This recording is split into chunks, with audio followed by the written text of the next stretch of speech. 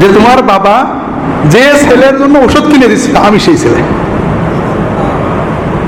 কথা বুঝতে পারেন? আচ্ছা, এইরকম একটা সিনেমা কি আপনারা দেখেছেন আজ পর্যন্ত? মিডিয়া যারা চালান তারা মানবতাকে প্রমোট করেন না, আর আমরা যারা মানবতাকে প্রমোট করতে চাই আমাদের ভিডিও ক্লিপগুলো ওই লক্ষ লক্ষ ক্লিপের ভিতরে পড়ে থাকে, কেউ দেখে না। কাজেই আমাদের মূল্যবোধ তো কমবে, আমার কিছু করার নেই ভাই।